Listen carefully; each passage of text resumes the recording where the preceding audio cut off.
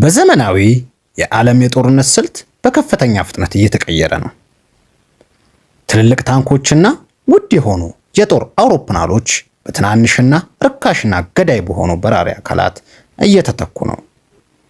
በዚህ የቴክኖሎጂ ሽኩቻ ውስጥ ደግሞ አንድ ስም በጉልህ እየመጣ መጥቷል። እሷም ኢራን ናት። ለዓመታት በምዕራባውያን ማዕቀብ ውስጥ የቆየችው ይህች ሀገር እንዴት የዓለምን ወታደራዊ ሚዛን የሚቀይሩ ድሮኖችን ማምረት ቻለች?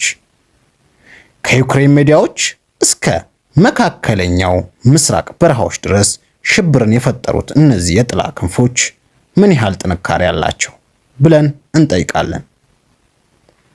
ዛሬ የኢራን ድሮኖች ታሪክ፣ ቴክኖሎጂና ያስከሰቱትን የጂኦ ፖለቲካዊ ለውጥ በጥልቀት እንመረምራለን።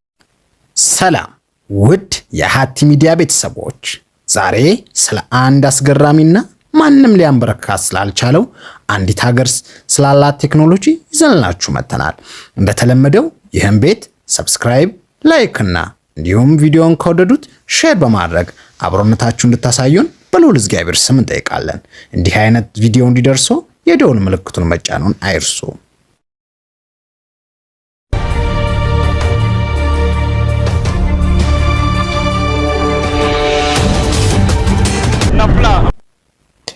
የኢራን የድሮን ጉዞ የጀመረው በታሪክ አጋጣሚ ነው።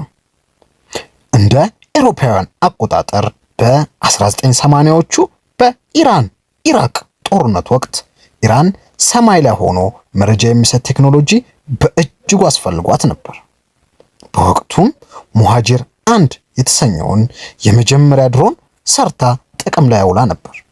ይሁን እንጂ ይህ ድሮን አሁን ላይ እንዳሉት ተዋጊ ወይንም ራስ አጥፊ ድሮኖች ሳይሆን አየር ላይ እንዳለ አስፈላጊ ፎቶ አንስቶ የሚመለስ ተራ ካሜራ የተገጠመለት ድሮን ነበር።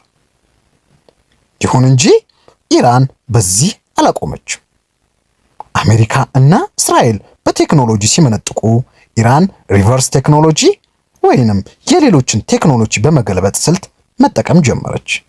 በተለይም እንደ አውሮፓውያን አቆጣጠር 2001 በቁጥጥር ሲያዋረችው የአሜሪካው አርኪው 170 ሴልታን ድሮን ለኢራን ትልቅ የቴክኖሎጂ በር ከፋች ሆኖላት ነበር። ዛሬ ኢራን እስከ ጥቃቅን ካሚንግሊዝ ድሮኖች እስከ ግዙፍ ሚሳኤል ተሸካሚ ድሮኖች ድረስ ባለቤት ለመሆን በቅታለች። እስቲ አሁን ደግሞ ወደ ዋናዎቹ የኢራን የጦር መሳሪያዎች እንለፍ። በዓለም አቀፍ ዜናዎች ላይ በብዛት የሚጠቀሰው ይህ በምስሉ ላይ የምትመለከቱት ሻሂድ 136 የተሰኘውን ድሮን ነው። ይህ ድሮን አጥፊ ወይንም ካሚካዜል በመባል ይታወቃል። ይህ አደገኛ ገዳይና አጥፊ ድሮን ለመስራት ከሌሎች ዓለም ላይ ካሉ ድሮኖች እጅጉን እርካሽ ያደርገዋል። ኢራን በዚህ ድሮን ወጪ ልታደርግ የምትችለው በግምት ብናሰላው እስከ 20,000 የአሜሪካን ዶላር ብቻ ነው። አሁን ላይ እጅጉን ጥቅም እየሰጣትና ውጤታማ እያደረጋት ይገኛል። ይህ ሻሂድ 136 የተሰኘው ድሮን እስከ 2500 ኪሎ ሜትር ድረስ የመብረር አቅም አለው። መንጋ ሆኖ ሲበር ደግሞ የጠላትን አየር መከላከያ ስርዓት ግራ በማጋባት ይታወቃል። ሌላኛው ደግሞ ሙሃጂር 6 በመባል የሚታወቀው ነው። ይህ ድሮን እንደ አሜሪካው ፕሬዴተር ለረጅም ሰዓት አየር ላይ መቆየትና ትክክለኛውን ኢላማ የመምታት ሚሳኤሎችንም የመተኮስ አቅም አለው። እንዲሁም ሻሂድ 129 የተሰኘው ለስለላና ለጥቃት የሚያገለግል የኢራን ፕሬዴተር ሲሆን አራሽ 2 እና ካራካ የሚባሉ አስደናቂ ገዳይ ድሮኖች ባለቤትም ነች። ኢራን ከ2500 ኪሎ ሜትር በላይ የመምዘግዘግ አቅም ያላቸው እጅግ አደገኛ በአይነታቸውም ሆነ በመጠናቸው ፍጹም የተለያዩ የሚሳኤል ባለቤት ነች። ለምሳሌ ብናይ እጅጉን የዓለምን ትኩረት የሳበው ሴጅል ወይንም ዘ ዳንሲንግ ሚሳኤል እየተባለ የሚጠራው እና ከረም ሻህር እንዲሁም አማአድ የመሳሰሉት እጅግ አደገኛ ባሊስቲክ ሚሳኤሎች ባለቤት ነች። ነገር ግን አሁን አዲስ ስጋት ሆኖ እየመጣ ያለ የክላስተር ቦምቦች አጠቃቀም ነው። እነዚህ ሚሳኤሎች በአየር ላይ ሲሆኑ የተሰባበረ በመቶዎች የሚቆጠሩ ትናንሽ ቦምቦችን ይረጫሉ። ይህ ዘዴ የእስራኤልን የአየር መከላከያ ስርዓት ግራ በማጋባት ከለላ ለሌላቸው አካባቢዎች ላይ ከፍተኛ ሰብአዊና ቁሳዊ ጉዳት እያደረሱ ይገኛሉ። A missile streaks across the sky, but instead of one explosion, dozens of smaller blasts scatter across the ground below. That is the new fear shaping the war between Iran and Israel. እስካሁን ባለው መረጃ የአሜሪካና የእስራኤል ጥምር ጥቃት በኢራን ወታደራዊ መሰረተ ልማት ላይ በሺዎች የሚቆጠሩ ቦምቦችን ጥለዋል። ኢራን በበኩሏም በአሜሪካ የባህር ኃይልና በእስራኤል ከተሞች ላይ አጸፋዊ እርምጃ በመውሰድ ላይ ትገኛለች።